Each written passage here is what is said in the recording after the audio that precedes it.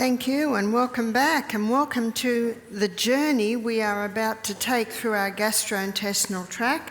And I just want to say how much I appreciate the piano playing. Thank you. Our journey begins in the mouth. The gastrointestinal tract is a very interesting part of our body because it's actually not part of our body. It's a hollow tube. And anything that goes into the gastrointestinal tract is not part of us until it gets out of the gut and into the blood. In fact, it's called an external environment because it's not part of us.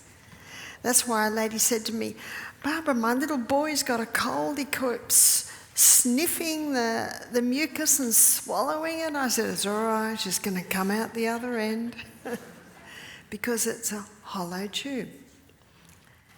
And the mouth is the only part of the journey through our gastrointestinal tract that we have say over. We have 5 decisions that we make about what goes into our mouth. Yes, the first one is what? What goes in? Is it the best organic food? Is it prepared in the healthiest manner? Or is it just devitalised food that we haven't really thought about it? And as you will see as we go down our gastrointestinal tract, these 5 decisions affect all the way down the gastrointestinal tract. But this is the only area that we have say over the digestion of the gastrointestinal tract. We have say over what goes in. We have say over how long it stays in the mouth. Is it chew, chew, swallow, chew, chew, swallow, chew, chew, swallow? Or is it chew, chew, chew, chew, till it gets broken down to tiny little substances? You see, the smaller it gets broken down, the larger the surface area that our enzymes have to work on. And there are no teeth in the stomach. The mouth is the only place, the only area in the whole of our gut that we have teeth. So please chew, chew, chew. My husband does everything fast. He drives fast, and as you saw yesterday, he was pretty fast in choosing his wife. Everything's fast. And he sometimes, in fact often, eats too fast. And so when we're at the table and I notice he's eating very fast, I touch his arm and I smile. And he looks at me and goes, "Ah," puts his knife and fork down and chews a little bit slow. I don't know what's going on at the moment, but I'm not there to touch his arm. So it's important to chew, chew, chew. And as you'll see as we go down our gastrointestinal tract, for the best running of our gut, we shouldn't be eating all day. So if I'm eating a meal and I get a phone call, I say, "I'm busy. This is a very important part of the day. I'm eating." I'll call them back. And that brings me to the third point, is that we should cast off care, as one writer said. We should cast off care and anxious thought when we sit to dine. Please don't discuss any controversial issues at the table, because when we're stressed or anxious or upset, it blocks the release of our digestive enzymes. So please eat in a relaxed environment. If there are things happening, you're far better to deal with them and then sit. And please don't watch any hard and fast movies while you're eating. In fact, I think it's very sad that today that the sitting and eating together has often been lost. People are sitting in front of the television or sitting in front of the screen. Now, it's a very important part of the day because the nourishment of our cells, from our toes to our brain, are dependent, yes, not only on what we're putting in, but actually the digestion. If it's not digested effectively, it can't even get out of our gut. So the fourth is we have say over how often we eat. Is it every 2 hours, or is it Is it just at meal times? A couple of times we've talked about the time-restricted eating twice, 24 hours, 6 hours apart. That gives almost an 18-hour fast, a nice rest to the stomach. And the fifth one is we say over how much goes in. Is it 5 platefuls of food or is it just a reasonable amount of food? And as we get into the stomach, you will see that even right there in the stomach, those 5 decisions, and they are outlined in my book, Sustain Me, and also Self-Heal by Design. I cover it in both books because it is such an important part of the health of the whole body is digestion. Now, there are only 2 foods that are broken down in the stomach, the mouth. And a lot of people don't realise that digestion begins in the mouth. Yes, under those 5 choices, the mouth is an alkaline environment, and one enzyme that's released in the mouth is called lingual lipase. And lingual lipase is an enzyme that's released from the sublingual gland under the tongue. And lingual lipase breaks down saturated fat. Only saturated fat. So what's saturated fat? That's butter, ghee, coconut oil, palm oil, avocado oil, and also macadamia have a concentration of saturated fat. So saturated fat is an amazing fat. It's an amazing fat because the breakdown begins in the mouth. So it's a lot easier on digestion than any other fat. And I trust I've convinced you successfully that fat isn't the problem. Yes, there are some dangerous oils, and they're the oils that have been extracted from hard seeds using high heat and chemical equipment. They're the dangerous fats. No, the saturated fat is unique in that the breakdown happens in the mouth under the action of lingual lipase released from the sublingual glands. Also, in the mouth is released a salivary amylase called ptyalin. And this salivary amylase, ptyalin, begins starch digestion. Another word for starch digestion is carbohydrates. So that's all our grains. So that'd be pastas and breads and cereals, pizzas, all of the grain foods. That breakdown begins in the mouth under the action of the salivary amylase ptyalin. But ptyalin is only in minute amounts in the mouth of a baby because they don't need much because they're just drinking milk. And the first teeth that a baby gets is 4 at the top and 4 at the bottom. And those 8 teeth are called milk teeth. And you know why they're called milk teeth? Because that's all babies should be having. Milk. But it's also taste time. That's when you can give the little one a piece of cucumber to chew on.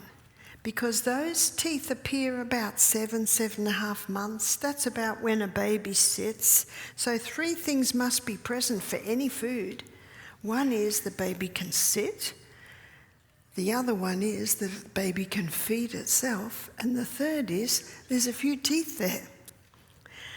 But because it's milk teeth, that's what should be baby's main food is milk. Ptyalin is not in any noticeable amounts in the baby's mouth until the molars appear.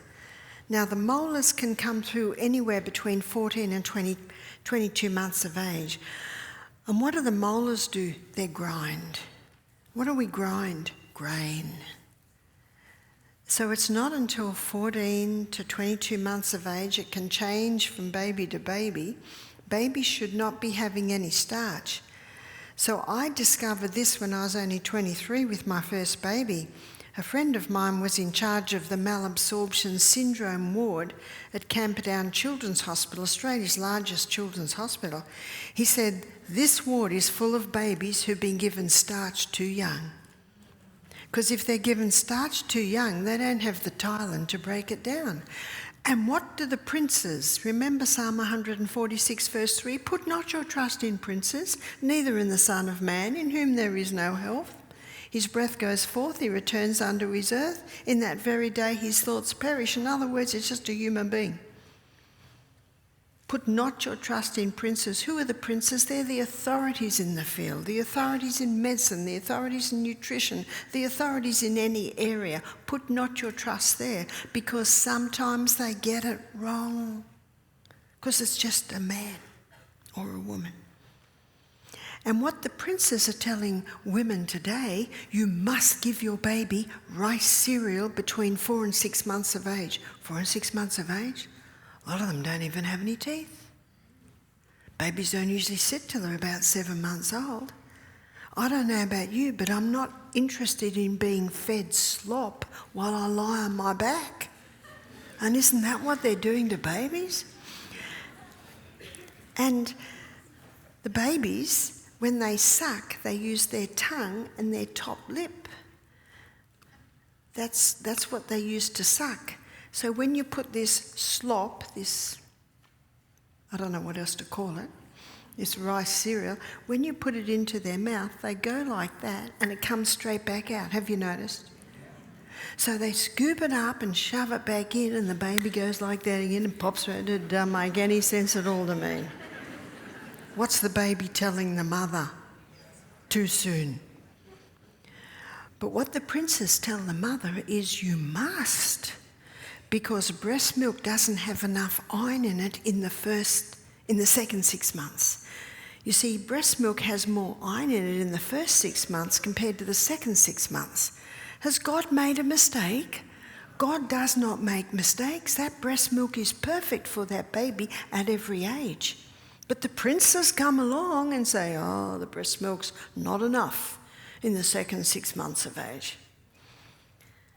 Well, have you seen how much a baby grows in the first 6 months compared to how much a baby grows in the second 6 months? It's not rocket science.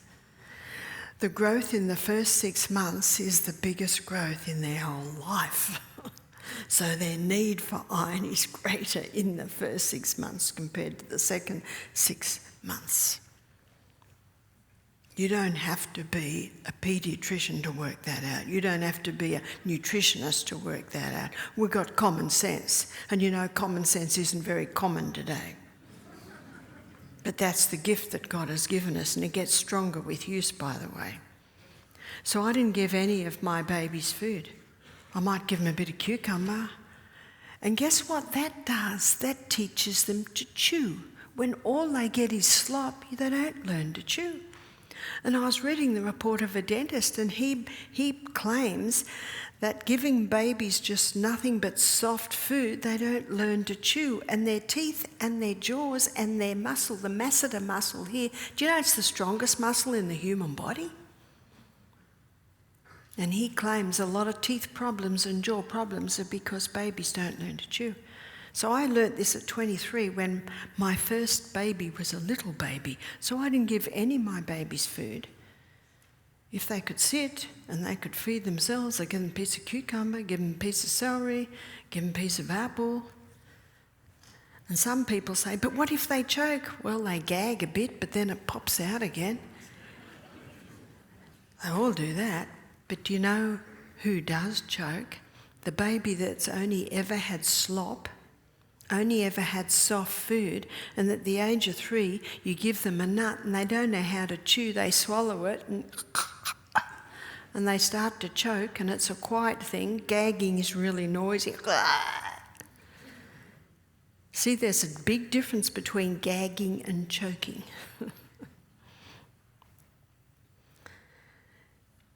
This information needs to go out. So you have my permission to photograph the page, what shall I feed my baby, and give it to every mother you know. So my son James, and by the way, why do the mothers give it? They give it because of fear, because they're told their baby won't develop properly, their baby will be anemic, their baby or brain won't develop properly. Where did that come from? Do you know this is only a new theory? You know what that means? Einstein, Galileo, Rembrandt, all the geniuses from time past, often they didn't eat food till they were 3 or 4. Did they suffer? Not at all. So my son James, he was not interested in eating any food till he was 16 months of age. And because of what I knew, I didn't push it. Little boy running around, strong, nice size, developing well. All he ate was breast milk. Let's look at James now. Looks like a bodybuilder. He's got his own little baby now, and this little baby's 5 months old and she's still not as big as his arms. And he's a musician, plays the panpipes, and he's a master builder, and he's an incredible artist. He doesn't seem to have suffered.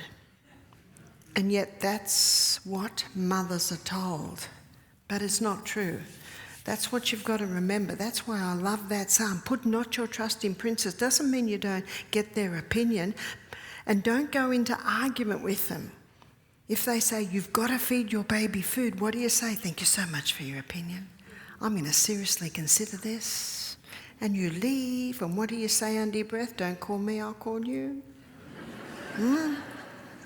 Because it's your God-given right to feed your baby the way you feel is best. Let's go down now and the amazing swallowing process. We do it all the time, but we don't think about it. The swallowing process closes the trachea, which goes into your lungs, and it opens your esophagus. And as you swallow, it's a muscular contraction.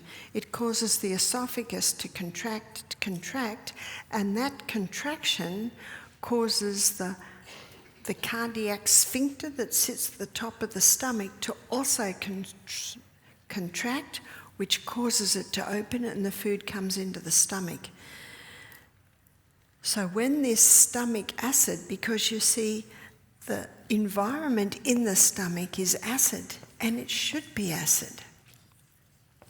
And if someone has reflux, heartburn, is the acid coming up? The problem's not the acid.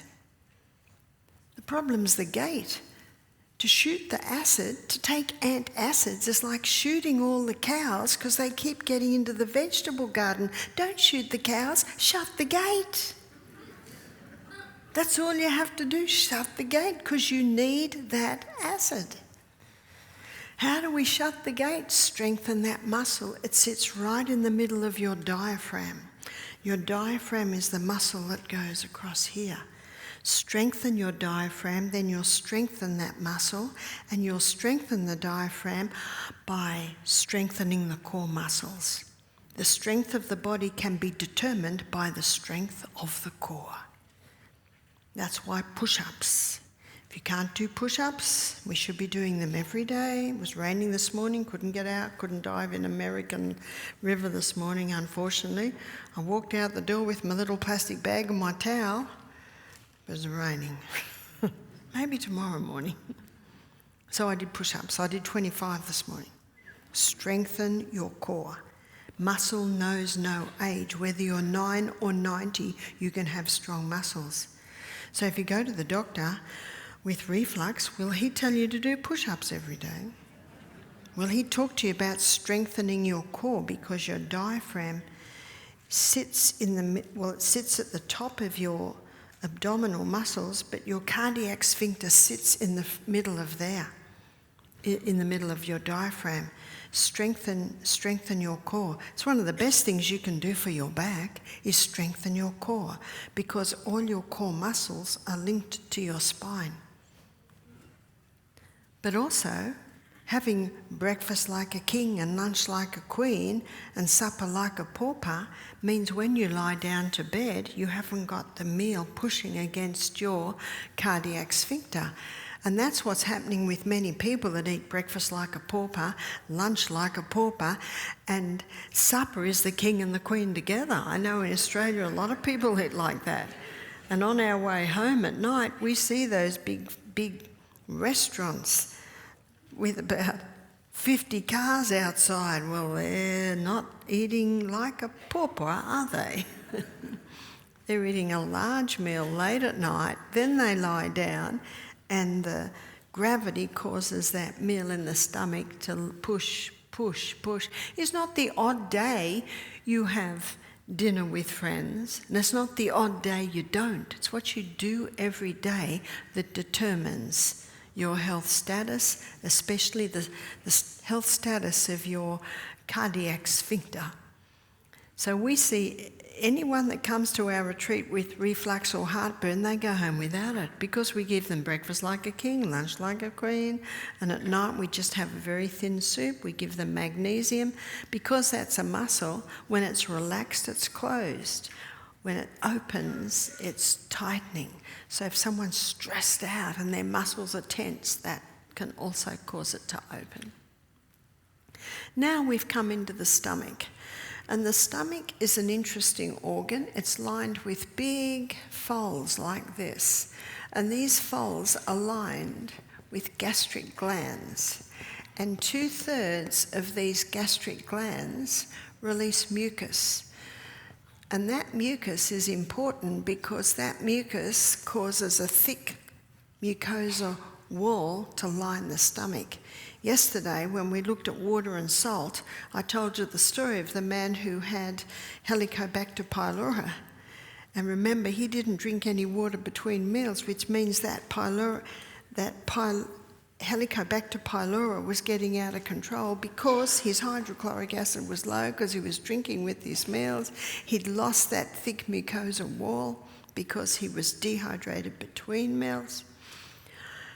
It was probably about 20 years ago, I found a book, and this book was written in 1844, and it was written by Dr.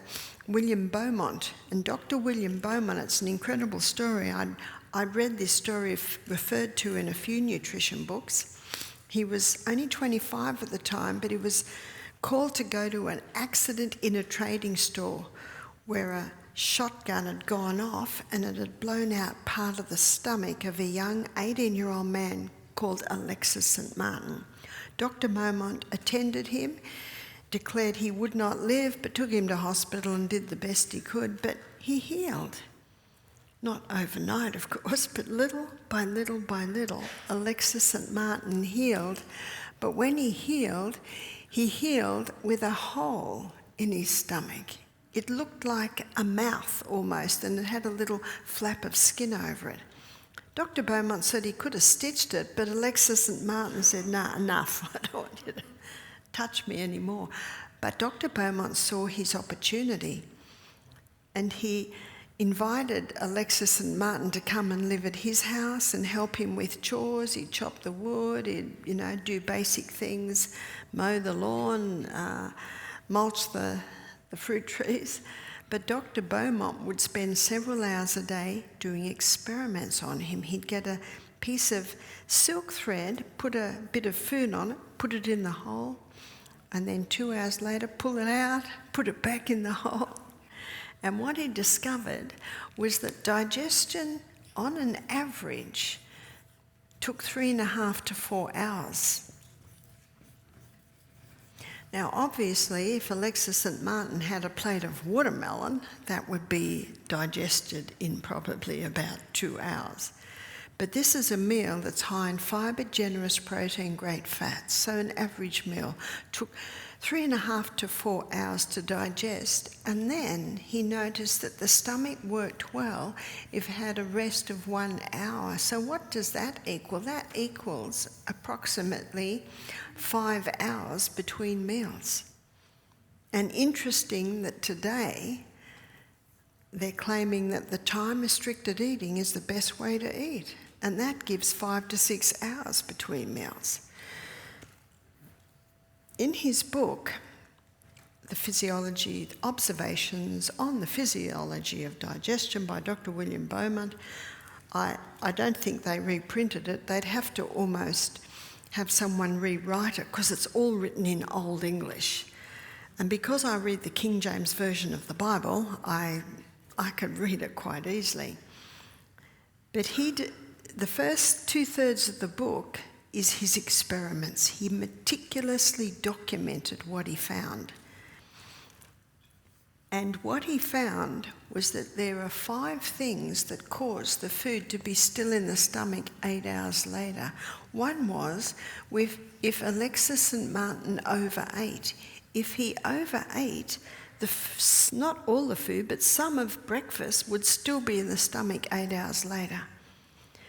Dr. Beaumont came to the conclusion that only so much digestive enzymes are released. If too much food goes in, it just can't effectively break it down.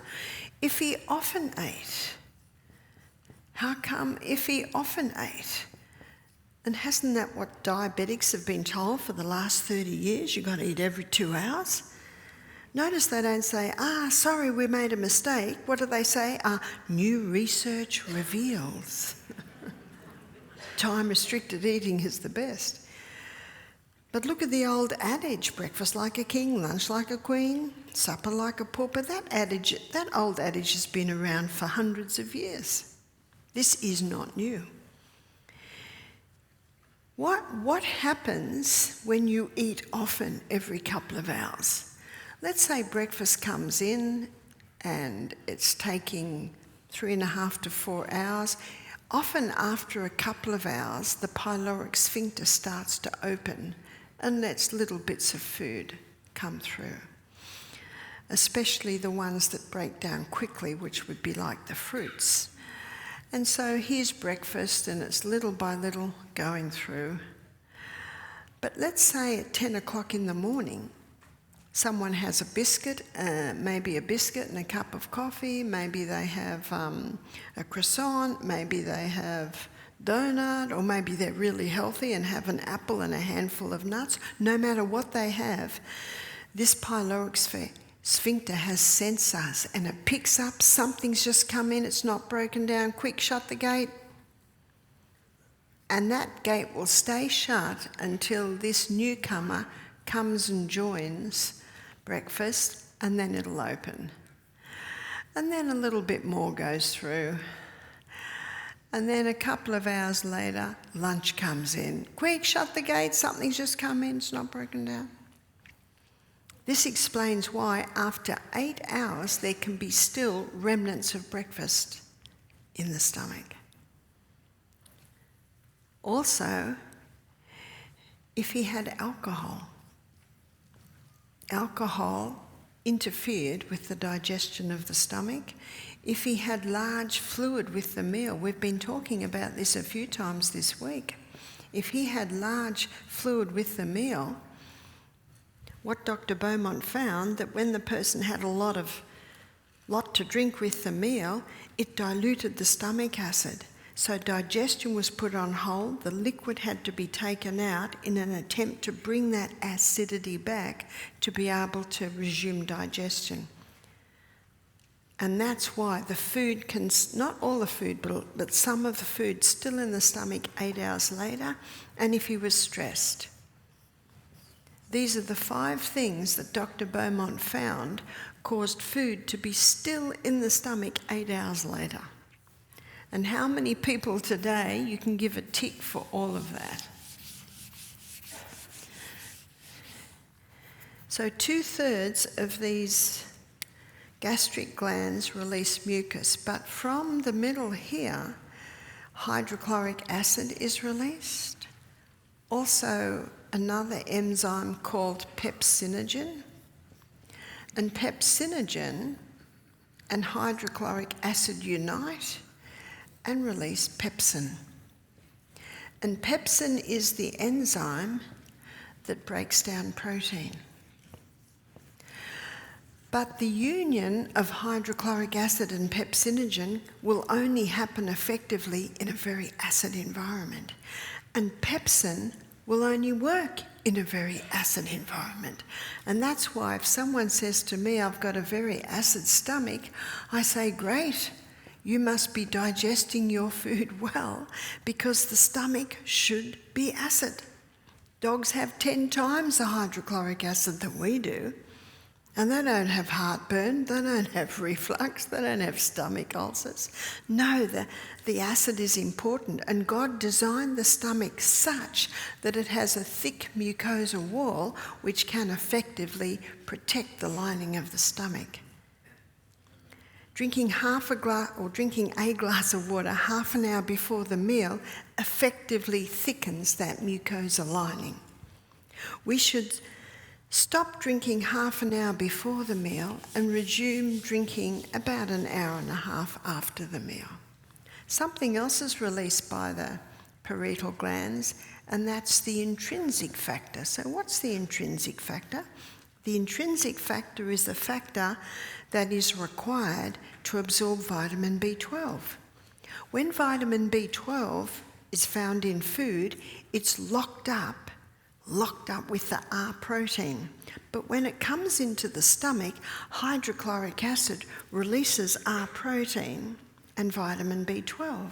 And then vitamin B12 and the intrinsic factor float together down to the last part of the small intestine. Then they unite, then they're absorbed up into the enterohepatic circulation, which is a circulatory system that holds the B12 until it is needed by the body. Do you know what this means? Someone can have no B12 in their diet for 30 years before they will show a deficiency. Most people that are vitamin B12 deficient are vitamin B12 deficient because of low hydrochloric acid, and if they've got low hydrochloric acid, they will also have low intrinsic factor. Why? Because they're eating all day long, they're stressed, they're drinking with their meals, they're eating their largest meal at the end of the day. I've met people who have a vitamin B shot every 6 months. Is it working? No, what one must investigate is why. Why? And meat eaters and vegetarians alike can all have vitamin B deficiency. You see, vitamin B12 is a bacteria. So vitamin B12 is found on homegrown vegetables, it's found in you eat an apple off a tree, you're getting vitamin B12. Vitamin B12 deficiency is more a problem in the stomach rather than dietary. Now we come through the pyloric sphincter into the duodenum.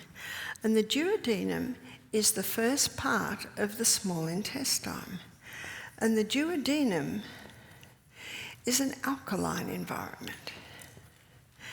And the pancreas, it releases sodium bicarbonate, and it releases sodium bicarbonate to ensure that this environment remains alkaline. So you'll see in the duodenum, we've got the liver. Underneath the liver is the gallbladder. The gallbladder is a reservoir for bile. The gallbladder doesn't make bile, the liver makes bile. So if you are one of those unfortunate people who've had your gallbladder taken out, I'm so sorry to hear that. The good news is your liver still makes bile because the gallbladder is a reservoir. It holds the bile. So the liver releases bile, and bile emulsifies or breaks up into tiny little particles unsaturated fat. Remember where the saturated fats breakdown began? It began in the mouth under the action of lingual lipase.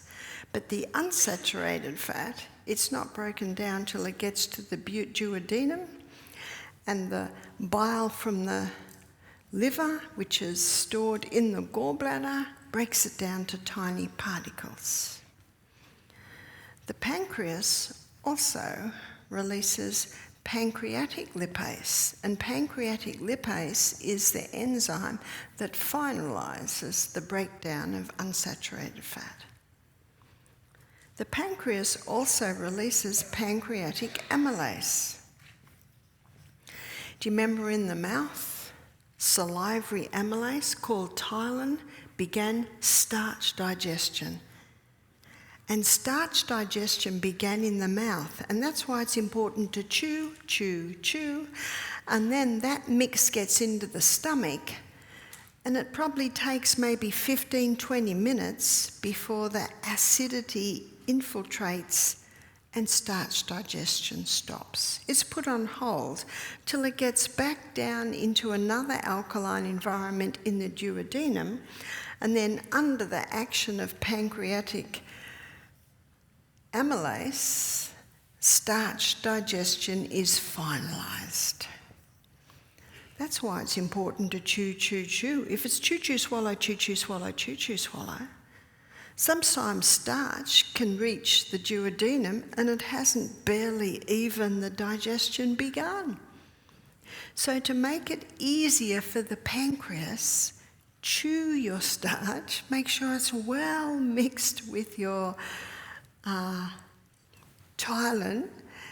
And if you chew the bread, the pasta, the starches very, very well, then that starch can sometimes be almost half digested before it gets to the duodenum. Oh, and that makes it much easier for the pancreas. The pancreas also releases the trypsin brothers. Who are the trypsin brothers? Well, the trypsin brothers are chymotrypsin and trypsin. And these trypsin brothers finalise protein digestion. Protein digestion began in the stomach under the action of pepsin. And let me show you how it happens. Here is protein. And under the action of pepsin, protein is broken down to peptides and polypeptides.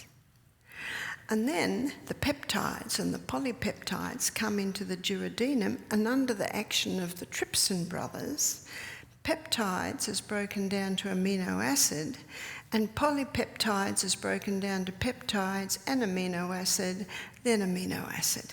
And it's only as these singular structure, these singular amino acids, can it be absorbed out of the gut and into the blood. But let me show you what happens often, unfortunately. The protein is not getting broken down to peptides and polypeptides in the stomach because this person's drinking with their meals and they're eating all day long and they're having their largest meal at the end of the day, and the stress is blocking the release of their digestive enzymes. And so instead of peptides and polypeptides getting into the duodenum, there are some full proteins getting into the duodenum. And the pancreas says, "What are you doing here?"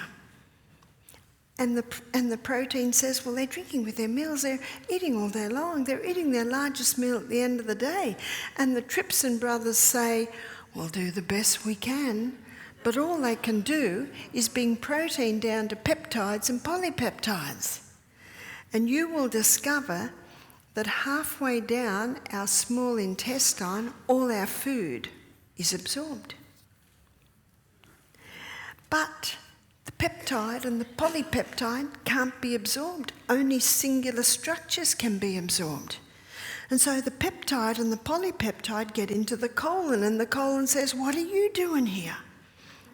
And the peptide and the polypeptide said, well, they're drinking all day, they're eating all day long, they're drinking with their meals, they're stressed out, and the trypsin brothers did the best they could.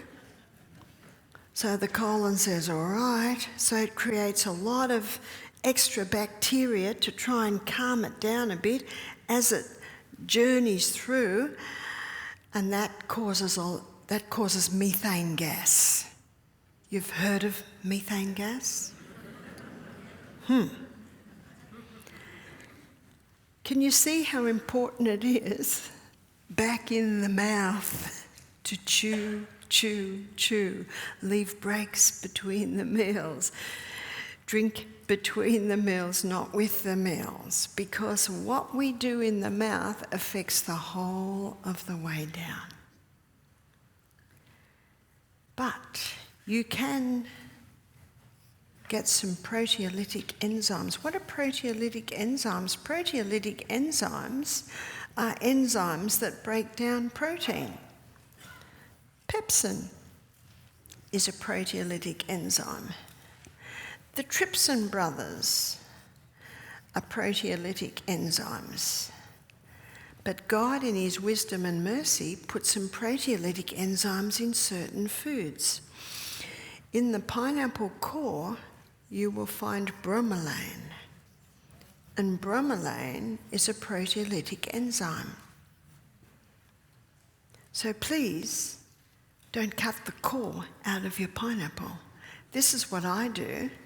You slice the pineapple, that's a slice of pineapple, and you cut the pineapple like this, so that everyone gets a tiny little bit of core. Because it'd be a bit heavy going to try and eat a core. Tough stuff. But if you cut the pineapple like that, everyone just gets a little bit. I have since discovered that if you peel the pineapple and boil up the skin has proteolytic enzymes. And when you boil up the skin, leave it there to cool, strain it, and that's a little drink that can be drunk just before each meal. And if it's hot, that's absorbed very, very quickly, just even a third of a glass, and it'll help you to break down your protein because it contains proteolytic enzyme.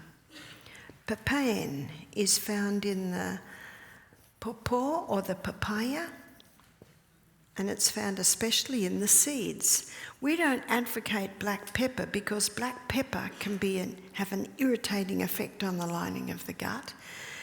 And I was reading in one paper that every black pepper they tested had fungus. It appears to mould very easily as it dries. But keep your pepper grinder, because what you can do is you can get the seeds out of the papaya, wash them, spread them out, dry them in the dehydrator or a very low oven, and put those little black seeds in your pepper grinder. And when your guests come, they won't even know the difference. And they can grind it on their meal. It might taste a little different, but it has a bite to it. And so that's an easy way to boost your proteolytic enzyme, is having a healthy black pepper. If someone has pancreatic cancer or pancreatic insufficiency, it's vital that they have those proteolytic enzymes. And you can buy digestive enzymes that'll have bromelain and papain in them. In fact, often you will find if someone has pancreatic cancer, they don't live very long. They often die quickly of malnutrition, because the pancreas, as you can see, is the main organ of digestion. The pancreas finalises the unsaturated fat, the starch digestion, and the protein digestion. And now we're moving down. All that's left is the insoluble fibre. And that insoluble fibre is important. But before we have a look at that, let's have a closer look at the grand finale of digestion.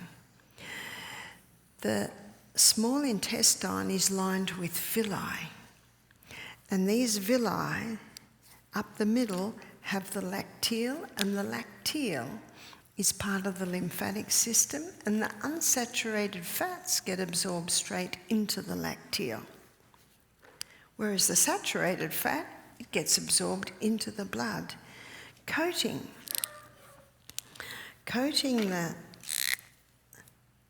villi is Lactobacillus acidophilus, bifidobacterium. They're the two main, and from them, all the other bacteria are made, and that's our microbiome. But what I didn't show you is there are little villi on the big villi. And what that does is that creates a huge surface area. And this huge surface area allows a huge amount of nutrients to be absorbed. It is estimated at something like 4 miles of surface area in the small intestine. That's quite incredible. And this microbiome is responsible for the final breakdown of our food. But we've just looked at all the enzymes that are breaking our food down. So what do the microbiome break down? They cause a release of melatonin. Melatonin is a very important hormone that's released in the night to help us sleep. They cause a release of the B vitamins. B vitamins are vital. They're called brain vitamins. These microbiome also cause a release of glutathione. Glutathione is not found directly in any foods. It's actually created under the action of these microbiomes. And glutathione is hailed as the most potent antioxidant. This microbiome is responsible for the absorption of our nutrients out of our gut and into our blood. These microbiome are responsible for the nourishment of the cells that line the small intestine. These microbiome, as we just looked at, play a protective role. They protect the blood from any harmful pathogens that might be in the gut. They protect the blood against that. No wonder Hippocrates said, all disease begins in the gut. But as I showed in the last lecture, antibiotics, statin drugs, many medications knock off this microbiome. We've now lost our final breakdown. We've now lost the absorption, the proper absorption of nutrients out of our gut and into their blood. Our cells that line the gut have lost their nourishment. We've also lost the protection. How can we build up that microbiome? We can build up the microbiome by including cultured foods in our diet. Those cultured foods can be sauerkraut, yogurt, and you can get, a lot of people think we can't eat yogurt because we're not eating dairy. Well, you can get coconut yogurt, you can get cashew yogurt, you can get all sorts of yogurts. You can also get kefir, and you can get water kefir. Kefir is like another culturing product. Miso, kimchi, there's lots of cultured foods. So they're called probiotics. They're called probiotics because of the microbiome that they have, those Lactobacillus acidophilus. But we also need prebiotics. What are the prebiotics? Prebiotics feed the probiotics. So prebiotics feed the microbiome. Where do you get prebiotics? Fibre, plant fibre. All plant fibre is high in prebiotics. As I mentioned, I think it was last night, you get 10 different grapes. Each grape feeds a different microbiome. We should have at least 10 different fibres in each meal. So let me count my fibre in breakfast. I had a grapefruit, I had chia seed, I had an almond, I had Brazil nuts, I had the simple needs toast, I had avocado, I had red lentils on that. I had 7 different types of fibre that fed 7 different types of microbiome. And then lunch was totally different. I can't remember how many greens we had. We had a lot of different greens. And avocado and tomato, and I think we had like a barlotti bean and an onion, and there's a whole lot there. We should count at least 7 different types of fibre per meal. So the fibre is vital to fuel or feed your microbiome. Flipping back a bit, how can we boost hydrochloric acid? Yes, eat breakfast like a king, lunch like a queen, and supper like a pauper. Yes, drink water between meals and not with meals.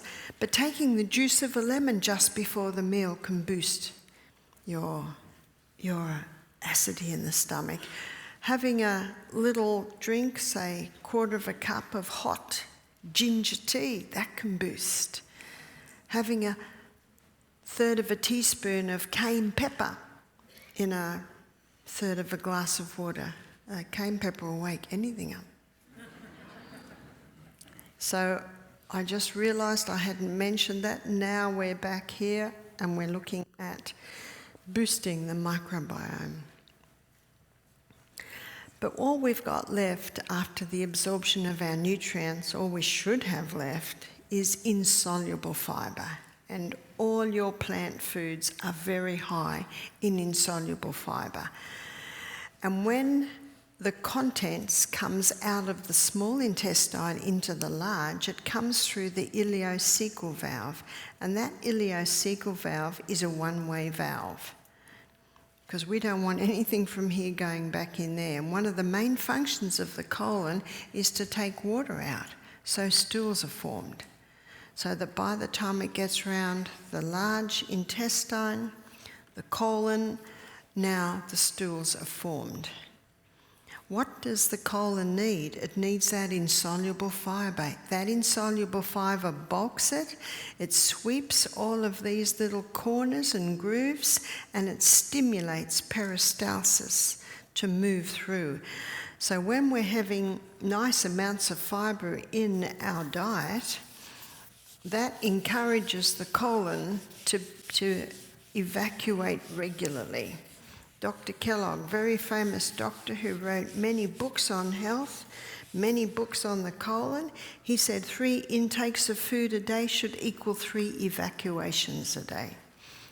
And have you noticed that the colon's got a mind of its own? If you're going too much and you tell it to stop, it won't. And if you're not going enough and you tell it to go, have you noticed it won't? It needs gentle stimulation with that insoluble fibre as part of your diet. Also, it needs to be well hydrated, because if you're dehydrated, more water gets taken out than should be taken out. Then we're left with rabbit pellets and cement. Exercise. When you exercise every day, especially push-ups, especially your core strengthening exercises, what that does is that gently massages the colon. It also increases blood supply to the colon. So exercise is very important, especially if you are a sedentary worker, if you're at an office all day. In fact, every office should have rebounders. And if everyone in the office did 1 minute on the rebounder every hour, I can tell you now that the productivity in that office would go right up. One businessman said to me, he said his staff are leaving at 3 o'clock in the afternoon now. He took the coffee machine out and put water fountains there. He said, I can't tell the staff what to do, but I'm not supplying the coffee anymore. And he said he had the rebounder there. And, you know, productivity went up. And he said the staff are happy. They're able to leave at 3 o'clock in the afternoon. Also, the colon, if it's not working regularly, it might need a little help. And I've had people say, but I'm drinking water, but I'm exercising, but I'm having fibre in my diet, the plant foods. It's also important to relax. As one lady said to me, she's passed now, she said she was a teacher in colonic irrigation. She said, tight mind, tight colon, relax. Still not going. And so what you can do, you can have a chia seed gel. So chia seed takes up to 25% its own weight in water. So to make this gel, it's a third of a cup of chia seed and 3 cups of fluid. Now, it could be just water, it could be coconut water, it could be organic soy milk, but you shake it in a jar and you keep shaking it. and eventually it goes like a soft gel. And you can have half a cup of that poured all over your breakfast, half a cup of that in your smoothie, half a cup of that, maybe just even drink it with your lunch. But that gives a lovely soft fibre, like a gel, that stimulates movement through the colon. What happens if you're going too much? That's called irritable bowel, Crohn's disease, colitis, gastritis. In fact, I've had people come to our retreat and they said, I've got Crohn's disease and I've told it's an autoimmune disease. I said, oh, well, reject that one. Just reject that one, because we've seen people totally heal. There are 5 foods that have a particularly irritating effect on a colon that is inflamed. That is dairy. Dairy is great milk for baby calves. Wheat, the hybridisation of the wheat in the 1950s created a very complex protein or gluten structure, very difficult for the inflamed gut to break down. Oats are high in a plant chemical called lectins, and if lectins get into the blood, it increases inflammation. If someone's got good gut flora, that can disarm the lectins, but I find someone with an inflamed gut, they do not have good gut flora. Peanuts, commonly contaminated with mould. Refined sugar is like pouring kerosene onto a fire. We had a man attend our program and he had irritable bowel. He'd had it for 20 years. I said, what's your reason for coming to our retreat? He said, I'm here to support my wife. He was 69. And when I asked him questions, I discovered he'd had irritable bowel for a long time, so I'm immediately intrigued. I said, what do you have for breakfast? He said, I have toast, so wheat toast. Sometimes he has oats. He has peanut butter on it, or sometimes he has cheese on it. He has coffee with cow's milk and sugar. Mid-morning, he has another cup of coffee with more milk and more sugar, and his wife's sugar biscuits, wheat and sugar. Lunch, he has a sandwich, and he has a ham and cheese sandwich, and his wife's sweet biscuits, and another cup of coffee. So he was heavily eating all of these foods, and he did not know. He did not know that they have an irritating effect on an inflamed gut. And he said, and after tea every night, after supper, he said, I have a Jack Daniels and nibble on the peanuts. I said, can we try a few things? He said, do what you want. He said, the doctor's just told me he can do no more for me. He was on cortisone, 20 milligrams a day, and he was on anti-inflammatories. He said, I go for a walk every morning. I go along the beach, because Port Macquarie, that's where our closest airport is. It's a coastal town.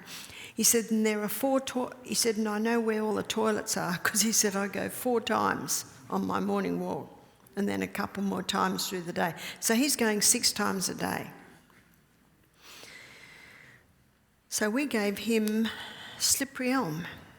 And slippery elm is the powdered bark of the slippery elm tree. We gave him slippery elm 4 times a day. So we gave it to him 8 o'clock, midday, 6 o'clock, and then just before bed.